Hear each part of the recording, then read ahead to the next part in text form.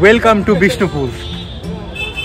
বন্ধুরা, আজকের এই ভিডিওতে আপনারা দেখতে পাবেন যে বিষ্ণুপুরের সমগ্র যতগুলো মন্দির আছে, পোড়ামাটির টেরাকোটার মন্দির, সবগুলো আপনাদের সামনে তুলে ধরবো। আর প্রধান যেটা, সেটা হচ্ছে এই রাসমঞ্চের এই মন্দিরটা। এই মুহূর্তে আমি দাঁড়িয়ে আছি না, এই মুহূর্তে আমি বসে আছি বিষ্ণুপুরের সব থেকে যেটা প্রধান আকর্ষণ, রাসমঞ্চ।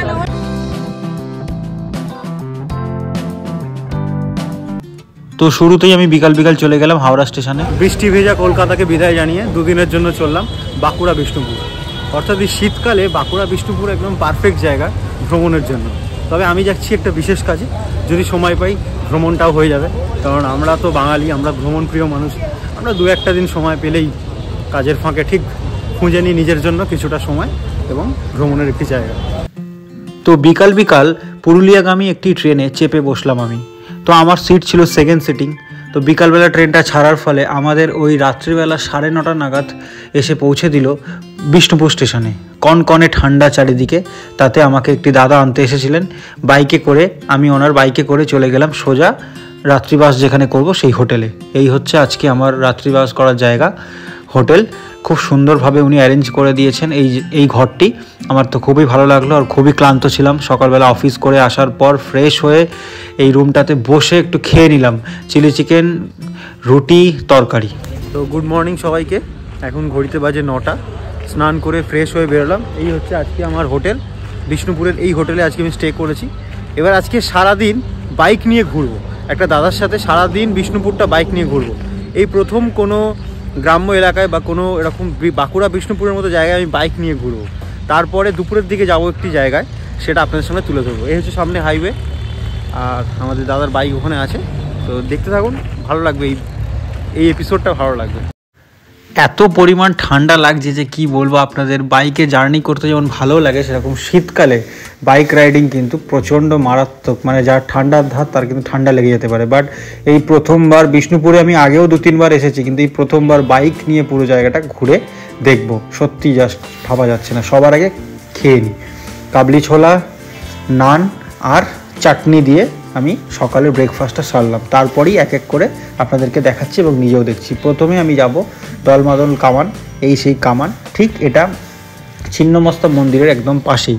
দেখুন এখানে টেরাকোটার কত কি তৈরি হচ্ছে। প্রত্যেকটা দোকানে এখানে টেরাকোটার বিষ্ণুপুরের বিখ্যাত ঘোড়া আপনারা পেয়ে যাবেন, যেটা আপনারা সংগ্রহ করে নিয়ে যেতে পারেন। বিশাল বড় আকারের, মানে আপনাদের মানে শরীরের থেকেও দুগুণ বড় আকারের এখানে ঘোড়াও পাওয়া যায়। এই হচ্ছে ছিন্নমস্তার মন্দির। এখানে এই মায়ের কাছে যাওয়ার আগে আপনারা বাইরে থেকে প্রসাদ কিনে নিতে পারেন। আর এবার দেখে নিন যে বিষ্ণুপুরে আপনারা আসলে কোথায় কোথায় কি আপনারা ঘুরবেন। রাসমঞ্চ আছে, মদন মোহনের মন্দির আছে, জোরবাংলা, মৃন্ময়ী মন্দির, লালগড়, দলমাদল কামান, ছিন্নমস্তার মন্দির, যেটাই যে এখানে আমরা এখন ছিন্নমস্তার মন্দিরে আছি। জোর মন্দির আছে, বড় পাথর দরজা, মদন গোপাল, রাধালাল জিউ, গুমঘর, পাথরের রথ, তারপর মিউজিয়াম আছে, রাধা গোবিন্দর মন্দির আছে। আর প্রত্যেকটা মন্দির কত সালে কত খ্রিস্টাব্দে তৈরি হয়েছিল সেটাও এখানে দেওয়া আছে। কালাচাঁদের মন্দির আছে, লালবাদ আছে, কৃষ্ণ বলরাম মহাপ্রভু, রাধালাল জিউ, মুরলীধরন মন্দির। তো আমরা আবার বাইকে করে চলে এলাম জোর মন্দিরের সামনে, জোর বাংলা মন্দিরের সামনে। তো এই মন্দিরের ঠিক সামনেই কিন্তু পোড়ামাটির হাট বসে। এই দেখুন, এই মন্দিরটার বাইরেই পোড়ামাটির হাট বসে, শনি রবিবার করে বসে। ভীষণ ভালো লাগে এখানে। আপনারা সেই শান্তিনিকেতনে যেরকম সোনাঝুরির হাট, ঠিক সেরকম এখানেও পোড়ামাটির হাট বসে। আর আজকে ওখানে পিকনিক হচ্ছে বাচ্চাদের। একটি স্কুল থেকে কিছু বাচ্চারা এসেছে, যেখানে অনেক রকম অনুষ্ঠান হচ্ছে, পিকনিক হচ্ছে, যার ফলে জায়গাটা বেশ জমজমাটি হয়ে উঠেছে। আর যেহেতু আমি সকালের দিকে গেছিলাম, তাই হাট তখনও বসেনি। হাট বসবে সন্ধ্যেবেলার, মানে বিকালবেলার দিকে হাট বসবে। ওই দুপুর থেকে পুরো এই জায়গাটা ভরে যায়। ওই দাদাটা বলছিলেন যে দুপুর থেকে জায়গাটা পুরো ভরে যায়, আপ টু মানে একদম সন্ধ্যা হওয়া অবধি হাটটা বসে। আপনারা অনেক কিছু পোড়ামাটির জিনিস এবং আরও অনেক কিছু জামা কাপড় সব কিছু কিনতে পারেন। তো ওখান থেকে ঘুরে আসার পর আমরা সোজা চলে যাব এবার বাঁধে। তো আমরা এখন এসে গেছি লাল বাঁধে, বিষ্ণুপুরের একটি দারুণ জায়গা। দেখুন লাল বাঁধটি কত সুন্দর। আমাদের বাড়ির কিছুটা দূরেও গঙ্গা নদীর পাশে বাঁধ আছে এবং আরও অনেক জায়গায় বাঁধ আমি দেখেছি, কিন্তু এত সুন্দর বাঁধ সত্যি কোথাও দেখিনি। খুব সুন্দরভাবে সাজানো। এইবারের বিষ্ণুপুর ট্রিপটা পুরো জমে গেছে, কারণ এইবারে যেমন আমি বাইক রাইড করছি, বাইক চড়তে চড়তে একটি নতুন জায়গায় এলাম, সেটা হচ্ছে লালবাঁধ। এইটা আমি এখন বাঁধের উপর দিয়ে হাঁটছি, এবং এই বাঁধের মধ্যে বসার জায়গাগুলো দেখুন কত সুন্দরভাবে করা আছে। এরকম ওইদিকেও প্রচুর বসার জায়গা আছে, বেশ ভালো লাগে। আর এখানে আপনারা নৌকাও চড়তে পারেন, বসে বেশ খানিকটা সময় কাটাতে পারেন, খুব সুন্দর জায়গা। এই হচ্ছে বাঁধের ধারে, বাঁধের এই যে রাস্তা, তার ধারে বসার জায়গা, আর বিশাল বড় আকারের একটি ঝিল বলতে পারেন। দেখি চলুন নিচে নামাই।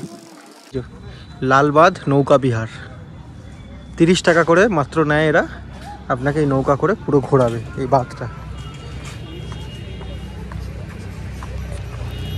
বেশ ভালো লাগছে, মানে এই বিষ্ণুপুরে 3-4 বার এসেছি, কিন্তু এই লালবাঁধটা কোনোদিন দেখা হয়নি, আজকে দেখছি, বেশ ভালো লাগছে। এই হচ্ছে নৌকা, যে নৌকা রাখা আছে, বসার জায়গা আছে, বসতেও পারেন, বেশ সুন্দর।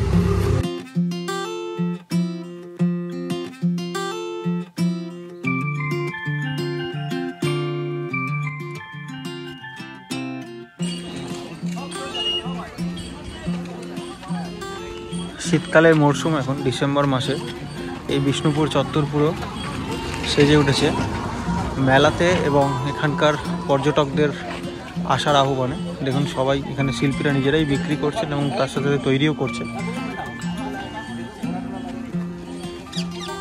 তো এখানে সব মন্দিরগুলো একই রকম দেখতে। যাই হোক, যেটা বলছিলাম যে এই ডিসেম্বর মাসে দেখুন যত লোকজন নয়, যত পর্যটক আপনারা দেখতে পাচ্ছেন, এই বাঁকুড়া বলুন, বিষ্ণুপুর বলুন, এই সব জায়গাতে কিন্তু প্রচুর পর্যটকের ভিড় এই ডিসেম্বর মাসে দেখতে পাবেন। কারণ চারিদিকে আমরা দেখছি খালি পিকনিক হচ্ছে, এবং বাস নিয়েও আসছে, এবং মানে একদিনের জন্য একদম আদর্শ ট্যুর। ওয়ান ডে যদি পিকনিক স্পট বলেন, তার জন্য কিন্তু এই বাঁকুড়া বিষ্ণুপুর এই চত্বরগুলো একদম পারফেক্ট। চলুন এবার সামনের মন্দিরটা আপনাদের নিয়ে যায়।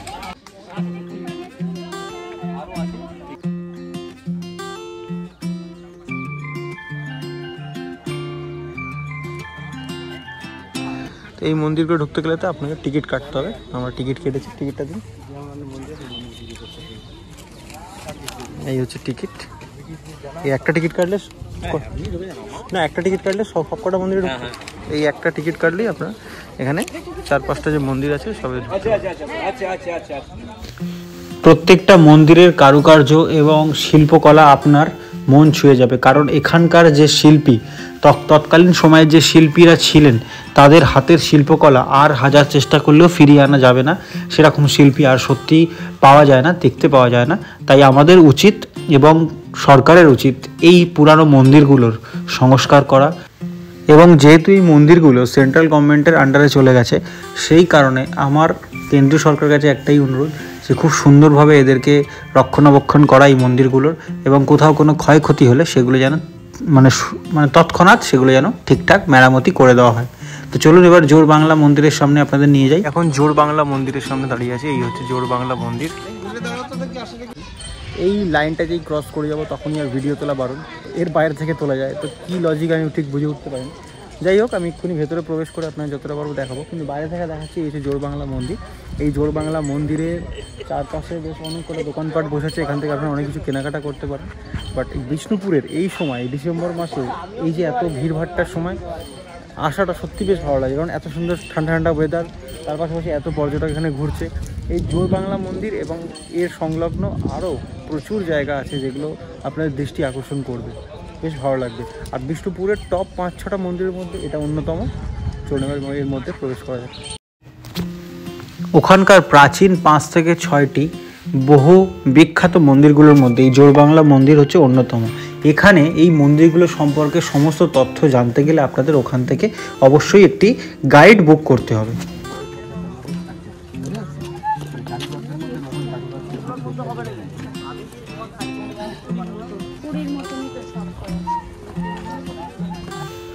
একটা গাইড নেওয়া থাকলে কি হবে, উনি খুব সুন্দরভাবে ওখানকার তথ্য তুলে ধরবেন।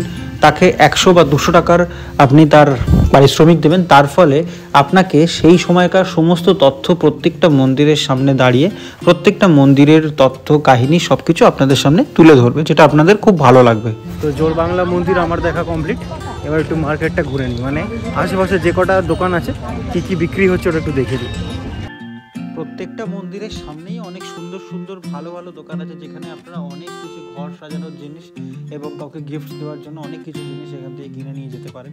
তো আমি ওই জিনিসগুলো দেখতে দেখতে এক কাপ চাই চুমুক দিয়ে সোজা চলে আসলাম মন্দিরের সামনে। তো আমার পেছনে দেখতে পাচ্ছেন জোরবাংলা মন্দির, আর সামনে বসেছে পোড়ামাটির হাট, আর তার সামনেই আমি এখন চা খাচ্ছি, মানে মাটির ভাঁড়ের কাপে চা খাচ্ছি।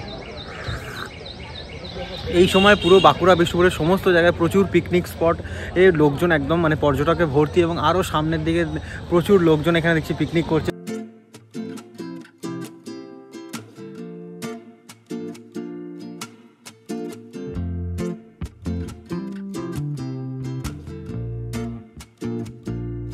তো আমি এখন দাঁড়িয়ে আছি গেট অফ ওল্ড ফোর্ট, পুরানো কেল্লার তোরণদ্বার। এটি একটি প্রবেশদ্বার। তো আমাকে আজকে সারাদিন বাইকে করে যে দাদা ঘোরাচ্ছেন, সেই দাদার সাথে আপনাদের পরিচয় করি। দাদা নমস্কার, আপনার নাম কি বলে দিন? রামপ্রসাদ সেন। আচ্ছা, আপনি এখানেরই বাসিন্দা? হ্যাঁ। আর এখানে মোটামুটি কটা মন্দির আছে এরকম? অনেক 108টা মন্দির আছে। 108টা মন্দির আছে। আচ্ছা ঠিক আছে। আর এই সময়, এই যে ডিসেম্বর জানুয়ারি, এই সময় এখানে মোটামুটি ভিড় হয়? হ্যাঁ, এই সময় ভিড় হয়। এই পুরানো কেল্লার এই দুটি দ্বার তৎকালীন সময়ের রাজারা এখানে নির্মাণ করেছিলেন। এটি সব থেকে বড় দ্বার, আর দূরে আছে একটি ছোট দ্বার। বেশ সুন্দর লাগবে আপনাদের, বেশ ভালো লাগলো। প্রবেশদ্বারটা দেখে দারুণ লাগলো। তো দূরে দেখা যাচ্ছে ছোট প্রবেশদ্বার, আর ঠিক আমার উল্টো দিকে যেটা আপনাদের দেখালাম এই হচ্ছে বড় প্রবেশদ্বার। আর এবার আমরা বাইক নিয়ে যাচ্ছি এমন একটি জায়গার পাশ দিয়ে, এখানে তখনকার দিনে রাজরাজারা এই কুয়াতে ফেলে দিয়ে শাস্তি দিত। তখনকার দিনে যারা অন্যায় করতো তাদেরকে উপর থেকে ফেলে দিয়ে শাস্তি দিত। বর্তমানে ওটা বন্ধ আছে। এই মেলাটা ঘুরিয়ে আপনাদের দেখাচ্ছি। এই মেলাটা হচ্ছে এখানে ওই কাল থেকে, মানে 23 তারিখ থেকে চালু হয়ে আপ টু 30 তারিখ অবধি মোটামুটি থাকবে। বাঁকুড়া জেলা সবলা মেলা। মানে আমি কালকেই যাব শান্তিনিকেতন, বোলপুর শান্তিনিকেতন, সেখানে পৌষ মেলা হচ্ছে। 23 তারিখ থেকে পৌষ মেলাও শুরু হচ্ছে, আর 23 তারিখ থেকে এখানে মানে বাঁকুড়ার মধ্যে অর্থাৎ বিষ্ণুপুরের মধ্যে যে সবলা মেলা, বিষ্ণুপুরের সব থেকে বড় মেলা, বছরে একবার করে হয়। এই 23শে ডিসেম্বর থেকে এখানেও মেলা শুরু হচ্ছে। তো দুটো জায়গাতেই একসাথে এত বড় মেলা শুরু হচ্ছে, যার ফলে আজকে এখানটা ঘুরে যাচ্ছি। কালকে আমি থাকবো শান্তিনিকেতনের পৌষ মেলায়, ওটাও যেরকম বড় মেলা, এটাও সেরকম বড় মেলা। এই যে এখানে বাচ্চাদের জন্য ট্রেনের লাইন পাতা হচ্ছে, নাগরদোল্লা আছে, এটাকে ব্রেক ড্যান্স না কি বলে এটা আছে, ওইদিকে ময়ূর আছে। বেশ ভালো লাগে, এটা বেশ জোর কদমে প্রস্তুতি চলছে আর কি। কাল থেকে মেলা উদ্বোধন হচ্ছে, তার জন্য আজ থেকে একদম জোর কদমে প্রস্তুতি চলছে।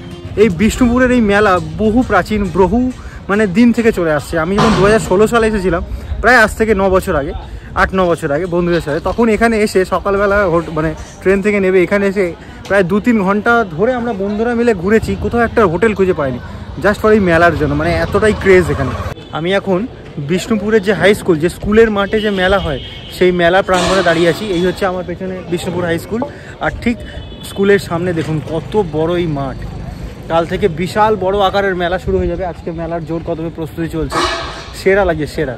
আর এরকম বাঁকুড়া, বিষ্ণুপুর, এরকম গ্রাম্য এলাকার যে স্কুলগুলো হয় না, টপ ক্লাস স্কুল হয়। মানে এইসব স্কুলে দেখলেও মানে পড়তে ইচ্ছা করে, মনে হয় যেন কেন কলকাতায় পড়াশোনা করলাম, কেন এখানে এসে পড়াশোনা করলাম না কেন। মানে এই চত্বরগুলোই আপনার অনেক মনকে অনেক শান্তি দেবে। দারুণ দারুণ। এই হচ্ছে সেই পুরানো যুগের বিষ্ণুপুর হাই স্কুল। আর এই স্কুলের মাঠে প্রতি বছর 23 তারিখ থেকে 30 তারিখ অবধি এই যে মেলাটা হয়, বিষ্ণুপুরের সব থেকে বড় মেলা, বিষ্ণুপুরের সবলা মেলা। এবার আমি বিষ্ণুপুরের প্রত্যেকটা মন্দিরের মধ্যে যেটা সব থেকে মেন রাসমঞ্চ, যার 108টি প্রবেশদ্বার আছে, সেই রাসমঞ্চের মধ্যে প্রবেশ করব এবং আপনাদের রাসমঞ্চের সৌন্দর্য তুলে ধরবো। রাসমঞ্চের সৌন্দর্য সকালে যতটা সুন্দর, সন্ধ্যাবেলা এই রাসমঞ্চটায় পুরো লাইট জ্বলে, যার ফলে আরও সুন্দর লাগে, খুবই ভালো লাগে। যেহেতু এখন শীতকাল, সেই কারণে দেখুন কত সংখ্যক ছেলেমেয়েরা এবং পরিবার পরিজন এবং পিকনিক করতেও অনেকে এসেছেন। এই পিকনিক আশেপাশেই হচ্ছে এবং তারপরে এই রাসমঞ্চটা দেখে যাবেন। Welcome to Bishnupur. আমি এই মুহূর্তে বিষ্ণুপুরের সবথেকে যেটা প্রধান সেই রাসমঞ্চের সামনে দাঁড়িয়ে আছি। দেখুন এই ডিসেম্বর মাসে কতটা ভিড় এই চত্বরটা, এই পুরো চত্বরটা দেখুন। মানে পিকনিক যারা পিকনিক করতে এসছেন তারা ওই জায়গাটা ঘুরছেন, যারা বাসে করে এসছেন এবং যারা আলাদাভাবে যেসব পর্যটকরা ঘুরতে এসছেন তারাও তো প্রথমে সবার আগে যেটা দেখবে সেটা হচ্ছে এই রাসমঞ্চ। এখানে 108টা দরজা আছে। চলুন এবার ভেতরে প্রবেশ করা যাক, গিয়ে আপনাদের সমস্তটা তুলে ধরছি।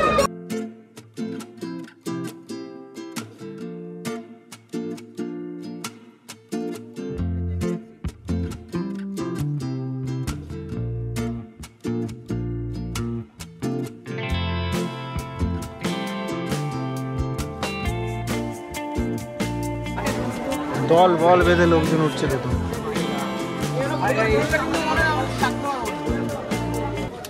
তো চলুন এবার মন্দিরের মধ্যে প্রবেশ করা যাক। এর 108টা দ্বার আছে। এই হচ্ছে আমি প্রবেশ করে গেলাম, কত লোকজনের ভেতরে, বাচ্চারাও খেলা করছে, বেশ ভালো লাগছে। মানে এখানে আপনি আপনার পরিবার পরিজনের সাথে, মানে আপনার ফ্যামিলির সাথে এবং বন্ধুর সাথে এসে বেশ মজা করতে পারেন, আনন্দ করতে পারেন। দেখুন এই আমি এই ভেতর দিয়ে ঢুকে আছি, যেখানে যেখানে দেখতে পাবে সেখানে সেখানে কত বাচ্চা কাচ্চারা এখানে খেলছে, দারুণ দারুণ। এটা বেশ একটা অ্যাডভেঞ্চার, ভাই বেশ ভালো লাগছে আপনার।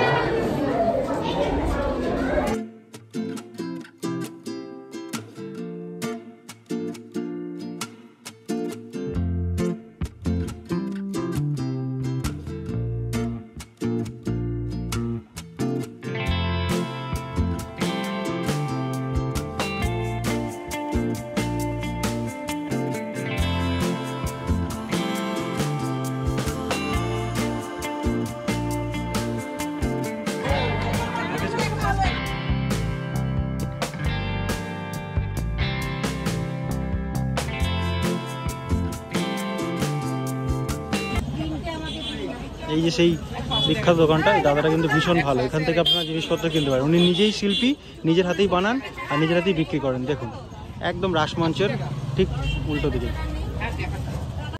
তো আমাদের ঘোরা প্রায় কমপ্লিট। এবার আমি দাদাটাকে বললাম খুব খিদে পেয়েছে। তো দাদাটা আমাকে এত সুন্দর একটা হোটেলে নিয়ে গেল যে হোটেলের খাবারের পরিবেশন থেকে মন ভরে গেল। শাল পাতায় দিয়েছে ভাত, বাঁধাকপি, মাছের মাথা দিয়ে ডাল, তরকারি, মাছ, সত্যি সেরা।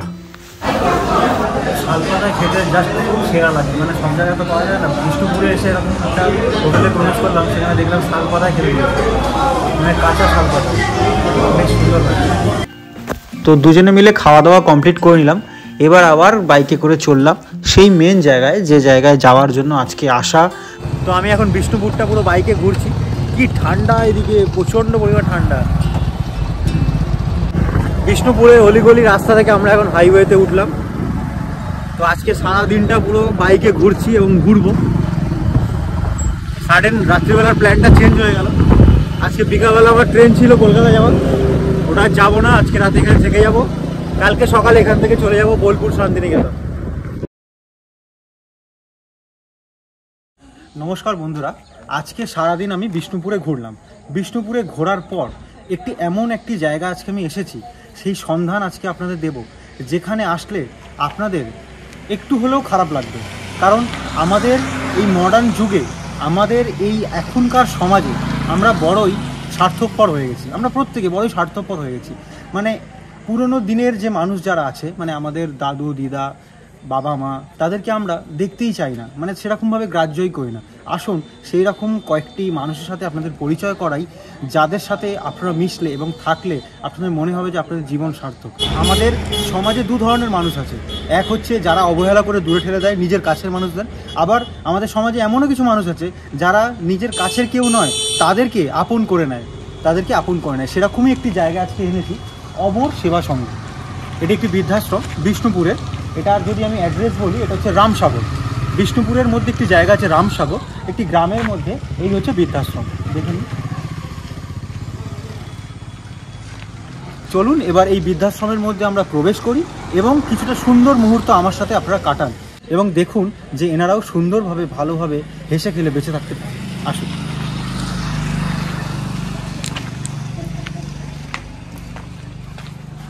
প্রথমেই এই বৃদ্ধাশ্রমে ঢুকলে যেটা চোখে পড়বে সেটা হচ্ছে এখানে প্রত্যেক দিন সোম থেকে রবিবার কি এনারা খাওয়া দাওয়া দেন এবং এখানে প্রত্যেকে কজন আছেন, টোটাল 26 থেকে 27 জন আছেন। তো তাদের নাম, তারা কোথা থেকে এসেছেন এবং যেটা এখানের সমস্ত রকম তথ্য এখানে আপনারা পাবেন। এবার আমার সাথে চলুন, দেখুন সবাই কি সুন্দরভাবে বসে আছে, মানে আমাকে ওয়েলকাম জানাচ্ছে এবং ওদের সাথে আমিও কথাবার্তা বলবো এবং সবার সাথে আলাপ পরিচয় করবো এবং এখানকার দায়িত্বে যারা আছেন তাদের সাথে কথাবার্তা বলবো এবং তারা কতদিন ধরে এটা চালাচ্ছেন সব কিছু আপনাদের সঙ্গে তুলে ধরবো। দাদা নমস্কার। নমস্কার। এবার এই যে জায়গা সম্পর্কে একটু দর্শকদের বলুন এবং এই বৃদ্ধাশ্রমটা আপনি কতদিন ধরে চালাচ্ছেন এবং আপনারা কতদিন ধরে চালাচ্ছেন এবং এনারা এখানে কি সুযোগ সুবিধা পায় সেটা একটু লোকের সামনে তুলে ধরুন। প্রথমেই আপনাকে আমরা বৃদ্ধাবাসের পক্ষ থেকে অরূপদাকে সুস্বাগতম জানাচ্ছি। আপনারা যে ভিডিওটা দেখছেন, বাঁকুড়া জেলার মন্দিরনগরী বিষ্ণুপুর থেকে 3 কিলোমিটারের মধ্যে রামসাগর বলে একটি জায়গা, সেখানে এই বৃদ্ধাবাসটি অবস্থিত। আমাদের এই বৃদ্ধাবাসটা মূলত অমর সেবা সংঘ পরিচালিত বৃদ্ধাবাস। 1978-এ এই অমর সেবা সংঘ তার যাত্রা শুরু করেছিল প্রফেসর বলাই কিশোর সামন্ত মহাশয়ের প্রতিষ্ঠার মাধ্যমে।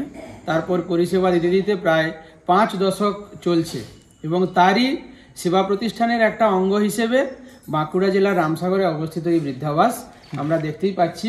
যদি একটু এদিকে দেখাই আমরা এখান থেকে শুরু করে, এখানে 25 জন আবাসিক আছেন। 25 জনের মধ্যে 5 জন আছেন ছেলে এবং 21 জন আছেন মেয়ে। তো এই 25 জনের মধ্যে সবারই বয়স কিন্তু 60 প্লাস বয়স। আমরা এনাদেরকে কোথায় পেয়েছি? বিভিন্ন জায়গায় বিভিন্ন পারিবারিক, সাংসারিক বা প্রাকৃতিক বিভিন্ন পরিস্থিতির শিকার হয়ে কখনো কখনো এনারা কোথাও কারুর দ্বারস্থ হয়েছেন। সেই জায়গা থেকে যাদের কাছে এনারা পৌঁছেছেন তাদের থেকে আমাদের কাছে একটা খবর আসে যে কারুর একজনের বাকি আশ্রয়টুকু দরকার, মানে তার যে রাইটস সেটাও সে পাচ্ছে না। টোটাল বেঁচে থাকার আশ্রয়টা তো দরকার, যেখানে খাদ্য, বস্ত্র, বাসস্থান, মেডিকেশন সমস্ত কিছুই প্রয়োজন। সেই জায়গায় আমরা ছুটে গিয়ে হঠাৎ করে যে তাকে রেস্কিউ করেছি এমনটা নয়, কারণ রেস্কিউ করে নিয়ে আসার পরে হোমে অ্যাডমিশন হলে তার পরবর্তী সময়ে যে সমস্যাগুলো তৈরি হবে, কেউ হঠাৎ করে খুব অসুস্থ হলো, মারা গেল, তারপরে যে জুডিশিয়ারি ম্যাটারগুলো থাকে, এটার জন্য আমরা কি করি, গভর্নমেন্ট অফিসিয়ালসের কাছে বিষয়টা প্লেস করি। সেখান থেকে একটা ইনভেস্টিগেশন হয়, তারপর কোনো না কোনো এক্সিকিউটিভ ম্যাজিস্ট্রেটের দ্বারা সেটা রেকমেন্ড হয়ে আমাদের এই বৃদ্ধাবাসে আসে। এভাবেই আমাদের এখানে অ্যাডমিটেড হয়। আর সকাল থেকে সন্ধ্যে পর্যন্ত কি কি হয় এটা আমার থেকে বেটার হবে যদি আবাসিক কারোর সঙ্গে কথা বলেন, তাহলে উনি এটা সরাসরি আপনার কাছে এটা প্লেস করতে পারবেন যে ওনারা কেমন আছেন, কি ব্যাপার। যেহেতু আমি এখানে কাজের দায়িত্বে আছি, আমি তো আমার 100% দিয়ে চেষ্টা করব, যে আমি তো বলবো যে আমরা ভালোই করছি, কিন্তু পরিষেবাটা যে নিচ্ছে সে আসলে বলতে পারবে যে সে পরিষেবাটা কেমন পাচ্ছে। আসুন দেখি আপনারা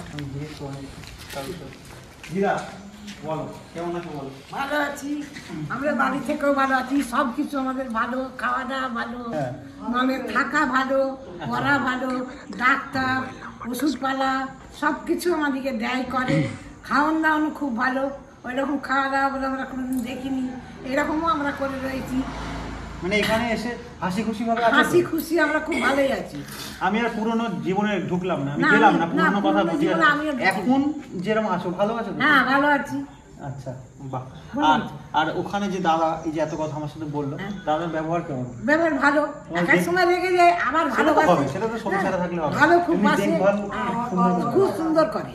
বাহ। সব দিক থেকে নজর আছে, কোথায় কে কি করছে না করছে সেসবের নজর আছে। কে ভালো রইলো, কে মন্দ রইলো সেগুলোও দেখাশোনা করে, কম মান সব কিছুই করে।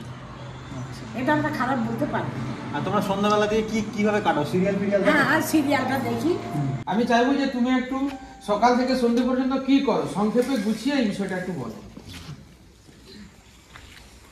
সকালবেলা উঠি, আমাদের যেটা সেটা আমরা করি। তারপর আমাদের এখন 6টা থেকে, এখন শীতকাল পড়েছে তো 6টা থেকে প্রার্থনা হয় করি বাবা আমরা। হ্যাঁ, একদম সকালে 6টা উঠে আমরা মুখ হাত দিয়ে আমরা সব বসে যাই, প্রার্থনা করি। তারপর প্রার্থনা করার পর মায়েরা এসে চা দেয়, ওটা 7টার পর আমরা চা খাই। খেয়ে এবার যে যা সেটার একটু পেপার এসে যায়, পেপার পরে কেউ হয়তো একটু রোদে বসে, এখন শীতকাল এইভাবে আমরা ওই টাইমে আবার 9টা বাজলে মায়েরা আবার খেতে দিয়ে দেয়, মুড়ি দেয়, যে কোনো একটা সবজি থাকবি মুড়ির সঙ্গে। এবার মুড়ি টুড়ি খেয়ে কেউ আবার সেই রকমই দাঁড়ায়, কেউ হয়তো একটু বসে রইলো, কেউ একটু এদিক ওদিক ঘুরে আবার ধরুন তেল মেখে স্নান টান করলো। হ্যাঁ, করে ঠিক মায়েরা 12:30 বাজবে দুপুরের খাবার, সেই খাবারটা খেয়ে বাবা আমরা শুয়ে পড়ি। হ্যাঁ, আবার বিকেলবেলা উঠি বাবা, মায়েরা আবার 4:30-র মধ্যে চা দিয়ে দেয়, চা বিস্কুট খেয়ে নিই। আচ্ছা, আবার ওই একটুখানি ঘন্টাখানা গিয়ে আবার এদিক ওদিক ঘুরে নিয়ে আবার সন্ধ্যে 6:30 বাবা ফের প্রার্থনা করি। 6:30 পর আবার আমরা ওই প্রার্থনা সারার পরই ওই আবার আমরা আসি এখানে। প্রতিদিন তুলসী বন্দনা হয় সন্ধ্যার সময়, সেই তুলসী বন্দনাটা সারার পর এবার আমরা একটু যে যার সেটা ঘরে বসে পড়ি। আবার মায়া ঠিক 7:30 বাজলে পরে আবার খাবার দিয়ে দিল, দিয়ে এবার সেটা খেয়ে নিলাম, নিয়ে বাবা আমরা এবার শুয়ে পড়লাম। মোটামুটি এখানে কোনো অসুবিধা না, অসুবিধা নেই, ভালোভাবে বেঁচে গেলে অবশ্যই। এই যে দেখছি, দেখুন এই পুরো চারদিকে যে কত মানে সবাই তো আমাদের নিজেদের মানুষ, কিন্তু এরাই কোনো না কোনোভাবে কোনো না কোনো জায়গা থেকে এনারাই তো মানে তিরস্কৃত হয়ে বা কোনোভাবে তো এখানে আজকে এই জায়গায় এসে দাঁড়িয়েছে। তো আমি বলবো যে আপনারা চেষ্টা করবেন যেন এরকম পরিস্থিতি না আসে, যাতে আমরা আমাদের প্রিয় মানুষ এবং আমরা আমাদের কাছের মানুষ, নিজের মানুষদের যেন এইরকম কোনো জায়গায় আমরা দিয়ে না আসতে পারি। এবং যাই হোক, সেসব কথায় আমরা গেলাম না, কিন্তু এনাদের যেন ভালো হয় সেই জন্য কিছু মানে এনাদের যারা কর্তৃপক্ষ যারা আছেন তাদের সাথে আমি কিছু কথা বলবো এবং আপনাদের কাছে একটু মানে কিছু সাহায্য চাই আমরা।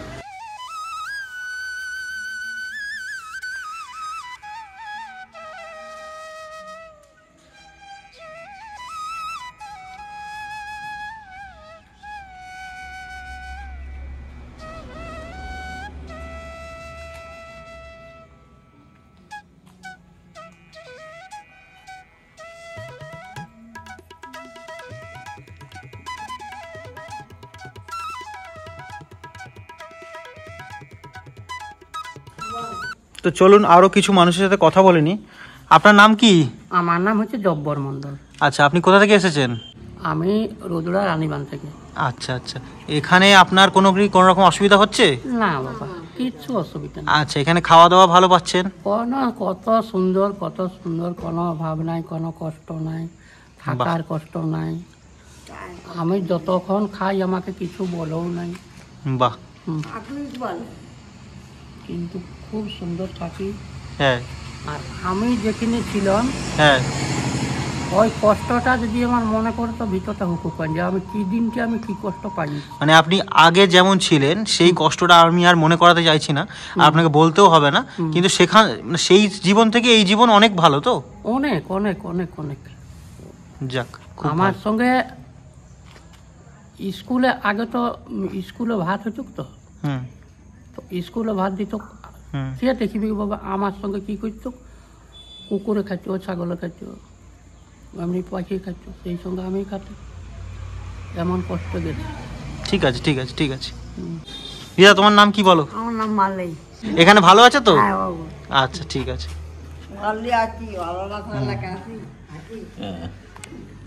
দিদা কেমন আছো বলো? এখানে ভালো আছো? খুব সুন্দর। খুব ভালো আছো? ঠিক আছে, এই হাসি খুশি ভাবে থাকো, ব্যাস, খুব ভালো।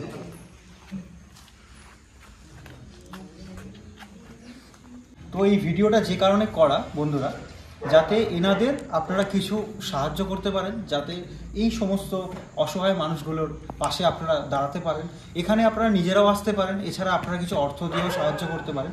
তো আমার থেকে ভালো দাদাই বলবে। দাদা, তুমি বলে দাও।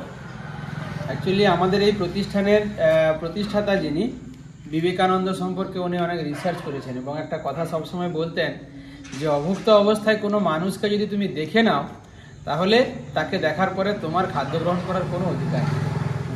তো সেটাকে লক্ষ্য করে শুধু নয়, দেবত্বের উন্মেষ ঘটানো বা মানবিকতার আওয়াজে সাড়া দিয়ে আমাদের এই যে বৃদ্ধাবাস চলছে, তাতে যদি আপনারা আমাদেরকে কেউ সহযোগিতা করতে চান, আমাদের কমেন্ট বক্সে বা দাদার এখানে যে নাম্বারটা দেওয়া আছে সেটা ইউপিআই নাম্বার। আপনারা আমার নাম্বার না, মানে তোমাদের নাম্বার। হ্যাঁ হ্যাঁ, আমাদের নাম্বারটা দেওয়া আছে। ওদের নাম্বার আমি স্ক্রিনে দিয়ে দিচ্ছি, এই বৃদ্ধাশ্রমের নাম্বার, বৃদ্ধাশ্রমের অফিসিয়াল নাম্বার আমি স্ক্রিনে দিয়ে দিচ্ছি, ঠিক আছে? এছাড়া তুমি মুখে বলে দাও। হ্যাঁ, আমার নাম্বার 9474061279। রামানন্দ দাস অধিকারী আসবে এই নাম্বারটাতে। 9474061279। আপনারা যদি কেউ সহযোগিতা করতে চান এটাতেও করতে পারেন। মনে হলো যে সহযোগিতা করার আগে একবার কথা বলা প্রয়োজন, সেটাও করতে পারেন। মনে হলো যে অনেকটা দূরে আছি, এক্ষেত্রে সহযোগিতা করলে ঠিকঠাক আমার কাজে লাগলো কিনা, সেই জাস্টিফিকেশনের জন্য যদি কথা বললে আমি আপনাদেরকে বিষয়টা বুঝিয়ে দিতে পারবো। ধরুন আপনি ভিডিও কলে দেখতে পারেন বা ছবি দেখতে পারেন, ভিডিও রেকর্ডিং চাইলে আমরা সেটা দিতে পারি, এটা আমরা করতে পারি। আসতেও পারেন, আপনারা সরাসরি আসতে পারেন, যখন ইচ্ছা আপনারা আসতে পারেন। এরকম প্রচুর মানুষ তো আসে। হ্যাঁ আছে, প্রচুর মোটামুটি মানুষজন আসে। আমরা বেশি করে প্রমোট করছি যাতে করে মানুষজন আমাদের কাছে বেশি আসে, এনাদের সঙ্গে বেশ কিছুটা সময় কাটায় এবং আপনাদের যেটা ইচ্ছা হয় সেটা দিন। এবার সেটা কোনো বাধ্যবাধকতা নেই, যার যেটা খুশি। 100 বার একবেলা আমাদের লবণ খরচটাও 2 টাকা 3 টাকায় হয়ে যায় অনেক সময়, সেটা হলেও আমরা খুশি। এইভাবেই তো, কারণ এই যে মানুষগুলো এখানে আছে এরা প্রচুর বেদনা, প্রচুর না পাওয়ার কষ্ট নিয়ে এখানে এসেছে। তো এদের কাছে যদি আপনি সাহায্যের হাত বাড়িয়ে দেন, যদি এদের কাছে যদি আপনি 5 টাকাও দেন, সেটাও অনেক বড় এদের কাছে, মানে সেটাও এনাদের কাছে অনেক বড় ব্যাপার। তো এটাই আমি বলবো যে আচ্ছা আর কি কোনো ব্যাংক অ্যাকাউন্ট নাম্বার আছে? কথা বললে যদি কেউ হিউজ অ্যামাউন্ট সেরকম ডোনেট করেন তাহলে তার জন্য আমাদের ইনকাম ট্যাক্স এক্সেমশন অ্যাক্ট 12 এবং 80G-তে আমরা ছাড় দিই। যে রিসিপ্টটা আমরা দিলে যদি সেটা রিসিপ্টটা যদি তার ইনকাম ট্যাক্স ফাইল করে সেক্ষেত্রে উনি ইনকাম ট্যাক্সের ছাড়ও পাবেন নির্দিষ্ট নিয়ম মেনে। সেটা আমাদের সঙ্গে কথা বললে আমরা প্রসিডিওরটা আপাতত ওই নাম্বারটাতে হলেই কেউ কিছু যদি ডোনেট করতে চায় তাহলে ওই নাম্বারটাতেই ডোনেট করে। আমি ডেসক্রিপশনে নাম্বারটা দিয়ে দেবো, এছাড়া তো স্ক্রিনের উপর যাচ্ছে তারা তো বলবে। আর ওই নাম্বারটাই তো? হ্যাঁ এই নাম্বারটা। আচ্ছা ঠিক আছে, সোজা নাম্বারটাই। এই যে স্ক্রিনে যে নাম্বারটা দেখতে পাচ্ছেন, এই যে লেখা আছে আই লাভ বৃদ্ধাবাস, ঠিক তার নিচের যে নাম্বারটা ওই নাম্বারটাতেই, এটা বৃদ্ধাশ্রমের নাম্বার। এখানেই আপনারা আপনাদের ডোনেশনটা করতে পারেন। বেহুলা কেন্দ্র না গো আর কাঁদিলে লখাই পাবে না, বেহুলা কেন্দ্র না গো বলো।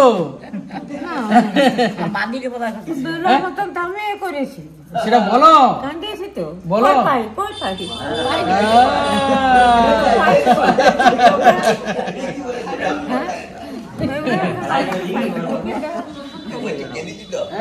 কিছু ভালো মুহূর্ত কাটাতে গেলে সবসময় কিছু ভালো জায়গায় যেতে হয়। তো সেরকম একটি জায়গায় আজকে আমি এসেছি, মানে আমার আলাদা করে কিছু বলার নেই। এই ডিসেম্বর মাসে আমি যে বেস্ট জায়গাগুলো আমি পছন্দ করি, মানে আমি যেতে চেয়েছি, সেই জায়গাগুলোতে আমি গিয়েছি।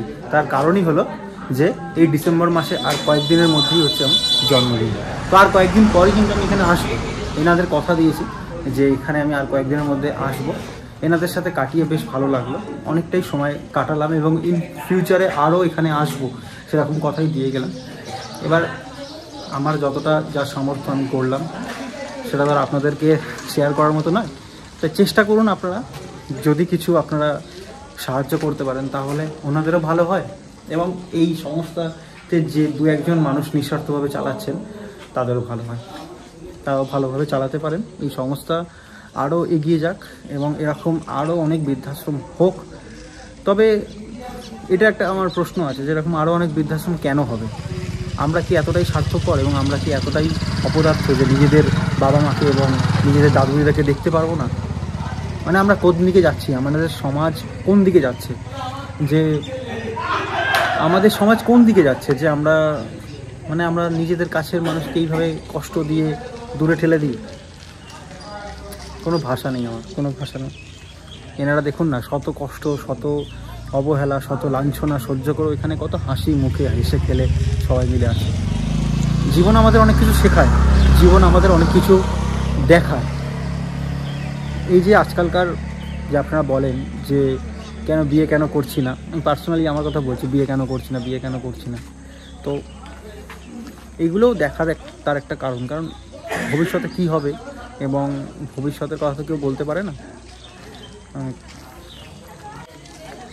যাক, আমি একটু ইমোশনাল হয়ে যাচ্ছি, আর বিশেষ কোনো কথা বলবো না। ওনাদের সাথে বেশ কিছুটা সময় আমি কাটাইব। অরূপদা আজকের দিনে মায়ের কোল আলো করে পৃথিবীতে এসেছিলেন। সেই অরূপদাকে তার শুভ জন্মদিনে আমরা পেয়েছি, আমরা সত্যি আনন্দিত।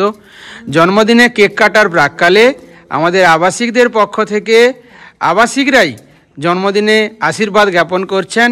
বৃন্দাবন ধাম থেকে আনা ভগবানের এবং ভক্তদের চরণধুলি তার কপালে টিপ লাগিয়ে।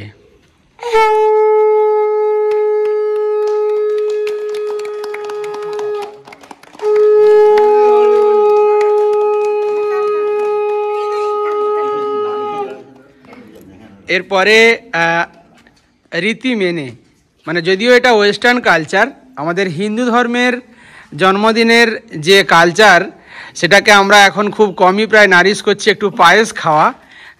এই যে আন্তর্জাতিকভাবে জন্মদিন হলেই কেক কাটার যে একটা রেওয়াজ, এটাকে আমরা এখন খুব নারিশ করছি। ঠিক একই রকমভাবে আজকে কেক কেটে জন্মদিন পালন করছেন আমাদের অরূপদা।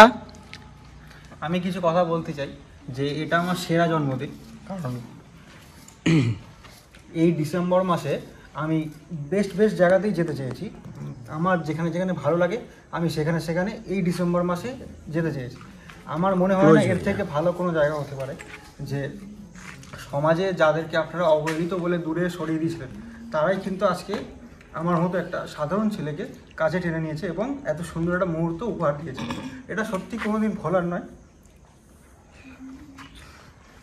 আর আজকে আমি কেকটা কাটবো না, আজকে ওনারাই কেক কাটবে। কেক কাটাটা বড় কথা না, এই সুন্দর মুহূর্তটা যে কাটাতে পেরেছি, এবং এই ডিসেম্বর মাস সত্যি আমার কাছে অনেক সেরা। আমি অনেক জায়গায় যেতে চেয়েছি, কিছু জায়গায় আমি যেতেও পারিনি, কিন্তু আমি চেয়েছিলাম সেই জায়গাতেও যাব। সব তো সম্ভব হয় না, পরের বছর আবার না সেই জায়গাতে যাব। তো এই জায়গাটা আমার মনে হয় যে আপনারাও আসুন এবং এসে এনাদের সাথে কিছুটা সময় কাটিয়ে যান, কারণ এনারা বড়ই একা। এনাদের সাথে আপনারা আপনাদের ব্যস্ততম সময় থেকে যদি 2 দিনও বার করতে পারেন, তাহলে এনাদেরও খুব ভালো লাগবে এবং এনাদের দায়িত্বে যারা আছেন তাদেরও খুব ভালো লাগবে। ওনারা সবসময় চায় যে বাইরের মানুষ এখানে আসুক, এসে কিছু আপনাদের ডোনেশনও করতে হবে না, আপনারা এসে কিছুটা সময় কাটিয়ে যান, কারণ এনাদের সঙ্গ দেওয়ার, এনাদের তো অনেকেই দূরে ঠেলে দিয়েছিল, তো আপনারা এসে কিছুটা সঙ্গ দিয়ে ওনাদেরকে একটু আনন্দ দান করুন। যাই হোক, আমি আর বিশেষ কোনো কথা বলবো না, কেক কাটুন। গণেশ কই যাও?